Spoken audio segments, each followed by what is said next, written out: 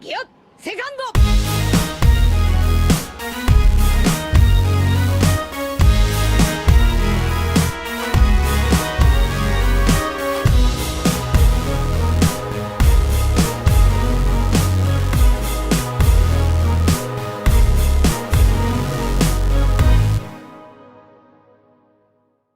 Bonjour à tous, ici c'est le Nikuru Sensei, j'espère que vous allez bien, on se retrouve pour un bon top puissance comme on les aime. Ça fait un petit moment que je n'avais pas classé par puissance des personnages du monde de One Piece. Du coup j'avais envie de marquer le coup et de parler des seconds, les seconds d'équipage pirate. Un second d'équipage est très important, en plus d'être le second membre le plus puissant après son capitaine, sauf cas exceptionnel, c'est également le membre le plus important après son capitaine. Il ne reçoit d'ordre de personne si ce n'est son capitaine, il est censé être en mesure d'assumer plusieurs rôles et d'accomplir plusieurs tâches. Le second doit être en mesure de savoir gérer les éventuels problèmes qui peuvent survenir et ce, à n'importe quel moment. Vous l'aurez compris, un second est essentiel à bord du navire. Bien, maintenant pour parler de puissance, parce que c'est ce qui nous intéresse ici. Mine de rien, en 20 ans de One Piece, on ne connaît pas non plus beaucoup d'équipages que ça. Et étant donné le fait qu'ici je veux classer les seconds par puissance, les seconds les plus puissants du monde One Piece, eh bien je n'en ai sélectionné que 7, et parce qu'après les différences de niveau sont assez énormes. Aujourd'hui donc, on va parler de la crème, les seconds les plus puissants, qui font même pour la majorité d'entre eux partie des hommes les plus puissants de l'œuvre elle-même, oui. Par contre, attention, je vous préviens, pour beaucoup de personnages du classement, on ne connaît pas réellement leur niveau de puissance exact. Mais bon, vous connaissez les Ryobai de Ryo puissants. Disons que j'ai un certain talent, un certain don, en ce qui concerne l'estimation de puissance réelle de tel ou tel personnage, parce que je suis Ryo Impérial, voilà, c'est moi. Du coup, je vais comme qui dirait tout de même procéder à un classement par puissance. Allez, 3, 2, 1, allez, c'est parti. On commence avec Pika, la grosse brute avec une petite voix de rossignol. Officiellement, Pika n'est pas le second de l'équipage Don Quijote de Flamingo, le démon céleste, ce démon céleste. Mais pour moi, c'est lui le second. Là, bien sûr, je le sais, je le sens, vous allez me demander pourquoi. Et je pourrais vous répondre, franchement, je pourrais très bien vous répondre. Mais je me contenterai de vous rappeler que les Namek ont la peau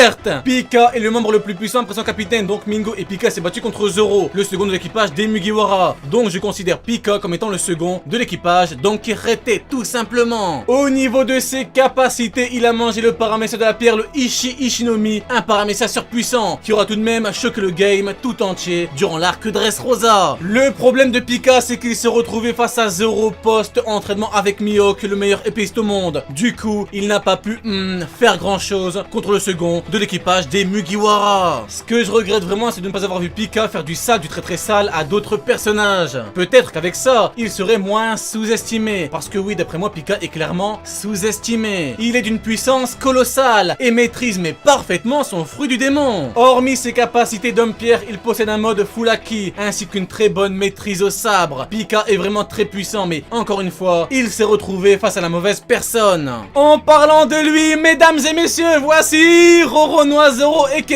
Roronoa 10 Zoro, le second de l'équipage des Mugiwara. Après avoir quitté le dojo de Koshiro le sincère, l'homme aussi sincère que Ryo Sensei le sincère, Zoro est parti à la recherche de Mihawk, Juraki Miyoku, aka le meilleur épéiste au monde. Mais au fil du temps, il devint chasseur de primes et fut même surnommé Zoro, le chasseur de pirates. Après avoir intégré l'équipage de Luffy, l'équipage des Mugiwara, et s'être fait humilier par Juraki Miyoku lui-même, Zoro passa son temps à s'entraîner afin de devenir plus puissant. Et grâce à Mihawk, il a pris conscience d'une chose, qu'il n'était pas prêt pour ses objectifs. Malgré ses différents entraînements, Zoro n'était toujours pas assez puissant et a failli mourir sur l'archipel des Sabanji. Par conséquent, il demanda l'aide du meilleur épéiste au monde. Et après une ellipse, il revint plus puissant que jamais. Ce qui en soit assez ouf, c'est que depuis le retour des Mugiwara, Zoro s'est toujours amusé et à limite, toujours victimisé ses différents adversaires. Le dernier en date fut Pika justement. Et même si c'était pas vraiment une victimisation pure et dure, Zoro a quand même Vasco Shot son adversaire à l'aide d'une technique venue tout droit d'Uranus, de Saturne, de Mars, de je ne sais où. Le second de l'équipage des Mugiwara fait bien honneur à son capitaine, le futur des pirates, et ça, personne ne pourra le nier. On passe de second de Supernova à second de Yonkou, donc oui, on fait quand même un sacré bond en avant. Un second de Yonkou, c'est l'un des pirates les plus puissants du monde, du coup bah forcément, ça envoie du sale, du très sale. Et pour le cas de Jack la sécheresse, et qui est le mammouth, c'est même un cas spécial. C'est spécial parce qu'il a été dit que Jack était le bras droit de Kaido. Kaido Kimono. Mais il faut comme qui dirait savoir faire un distinguo entre bras droit et second. Et ça pose problème. Du coup mes amis, il est possible que Jack ne soit pas réellement le second de l'équipage au 100 bêtes. Mais pour le coup, on le classe quand même ici en mettant une réserve. Voilà, tout simplement. Rien que de par son statut de second de Yonkou, Jack est plus puissant que Pika et Zoro. Il n'y a même pas à tergiverser là-dessus. Et je dirais même qu'il a quand même une sacrée différence de niveau, absolument pas négligeable, entre Jack et Zoro. Même si Zoro s'amuse depuis son arrivée dans le Shinsekai, dans le Nouveau Monde, ici on parle d'un mec qui fait du Shinsekai son terrain de jeu depuis plus d'une décennie. Zoro n'a clairement pas encore le niveau d'un second de Yonkou, c'est comme ça, et il risque même de l'apprendre à ses dépens d'ici pas trop longtemps. Sinon Jack a mangé le fruit du mammouth, le Zozonomi modèle mammouth. En tant que mammouth du monde de One Piece, Jack la sécheresse écrase tout sur son passage. Il possède une force brute juste ahurissante. C'est un immense malade mental. Et quand il avance, il est très difficile de l'arrêter. Essayez un peu d'arrêter un mammouth. Que dis-je? Un gros mammouth, mais regardez-le, c'est un gros mammouth. Pas un gentil mammouth, mais un méchant mammouth. Et en plus, il est gros. C'est un gros mammouth. Il est méchant.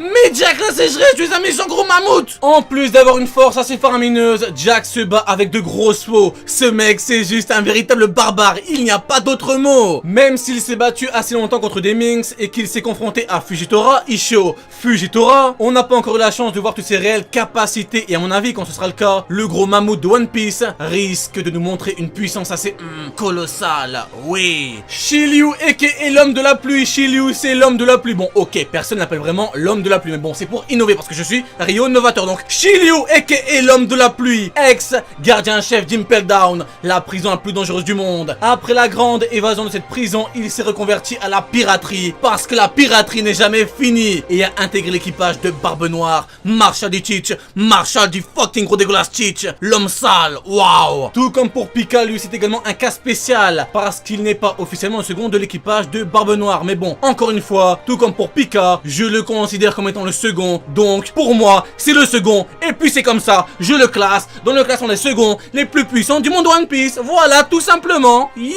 oui. En soi, il est vrai que l'on ne connaît pas grand chose de la réelle puissance du personnage qu'est Shiryu. Mais en tant que second de Yonkou, même si c'est difficile d'estimer sa puissance réelle, on peut tout de même le classer vis-à-vis d'autres seconds. Voilà. Ce que je vais dire va peut-être paraître bizarre au premier abord, mais bon, tant pis. Pour moi, si Jack est réellement le second de Kaido, Kimono, Shiryu de la pluie et Shiryu, l'homme de la pluie, est plus puissant que lui. Par contre, s'il s'avère que Jack n'est en réalité pas le vrai second de Kaido, Kimono, et qu'il existe par conséquent un membre plus puissant que lui, que Jack, il est fort à parier que ce second soit plus puissant que Shiryu. Voilà. Habituellement, je pars sur de grosses explications, mais je considère que pour ce cas-ci, ce n'est pas réellement nécessaire. Ouais, on va dire ça comme ça. Et puis au début de la vidéo, je vous ai dit que j'ai tout de même classé des personnages malgré le gros manque d'informations. Sinon, Shiryu, c'est un sabreur d'exception, et il a été dit qu'il était en mesure de se battre correctement avec Magellan aka Magellan, le directeur d'Impel Down, la prison la plus dangereuse du monde. Rien que pour ça, Shiryu est à considérer comme étant un véritable monstre de puissance.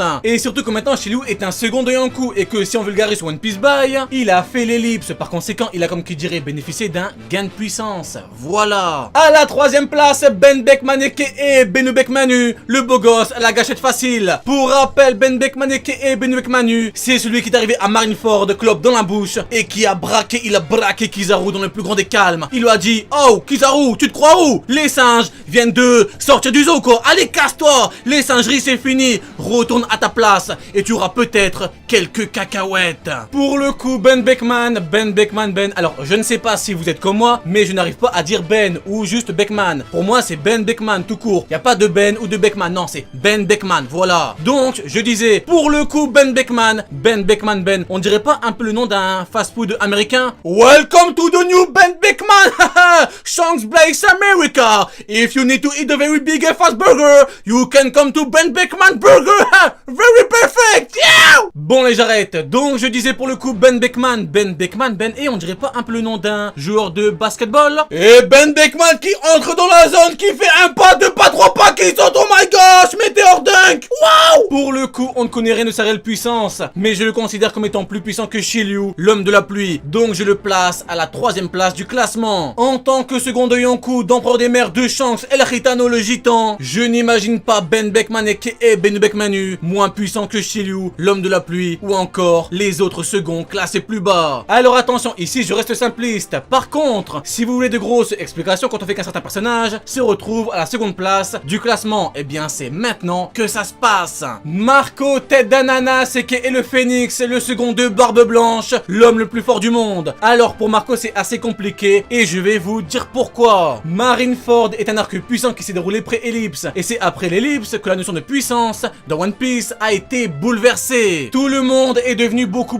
plus puissant et les nouveaux personnages qui sont apparus ont pour la plupart un niveau de puissance tout autre que ce qu'on connaissait auparavant pré-ellipse. Rien qu'au niveau du haki et des fruits du démon comme les éveils par exemple, ça chamboule un peu les rapports de force. L'auteur a comme qui dirait bien profit ces 2 ans d'ellipse pour faire un bond en avant en ce qui concerne la puissance en général. Le problème c'est que pour Marco par exemple, qui est censé être l'un des hommes les plus puissants du monde, et bah à Marineford, il ne nous a pas montré une puissance faramineuse et ça c'est dommage. Par contre, en prenant en compte la entre guillemets mise à jour des rapports de force, ainsi que le fait qu'il soit le second de Barbe Blanche, qui était l'homme le plus fort du monde, eh bien je considère Marco comme étant à la seconde place du classement, voilà. Et vous remarquerez qu'au début du top, je n'ai pas cherché à aller loin dans mes explications, mais qu'ici j'avais tout de même besoin d'expliquer correctement ces One Piece Buy. Sinon, Marco a ingurgité le Tori-Torinomi modèle Phoenix, qui est un animal mythologique. En plus d'avoir de grosses techniques qui lui sont propres et de gérer le feu bleu, Marco a des capacités de régénération assez incroyables. Oui. Et enfin, mesdames et messieurs, j'ai le plaisir de vous présenter un homme, que dis-je, une véritable légende. Celui qui est surnommé le Seigneur des Ténèbres ou encore le Roi Sombre, le second du tout-puissant roi des pirates Goldie Roger, Rayleigh, le grand Rayleigh. Rayleigh, le Seigneur des Ténèbres, est l'un des hommes les plus puissants du monde, l'un des hommes les plus puissants qui ait existé. Son nom est écrit dans tous les livres d'histoire, tellement qu'il est parvenu à choquer le game tout entier et à bouleverser le monde. Sa puissance est incommensurable et même inestimable. Excellente maîtrise du sabre, vitesse ahurissante, force brute colossale, maître en ce qui concerne le haki, ce pirate légendaire a tout pour lui. Il est allé partout avec son capitaine, et là où Goldie Roger est devenu le seigneur des mers, le seigneur des pirates, Rayleigh quant à lui est devenu le seigneur des ténèbres. Mais quelle puissance! Quel second équipage est en mesure de ne serait-ce que rivaliser avec lui? Personne! Soyons sérieux! Personne au grand personne! Voilà! Cette vidéo puissante est maintenant terminée, j'espère qu'elle vous aura plu. N'oubliez pas le tac, gros pouce bleu. On se dit à la prochaine. C'était Ryo Sensei, Ryo sincère, l'homme aussi sincère que Koshiro le sincère. Jane, allez Jane! Et toi? As-tu ressenti la Ryuk énergie? Tu n'auras pas vu ma vidéo pour rien.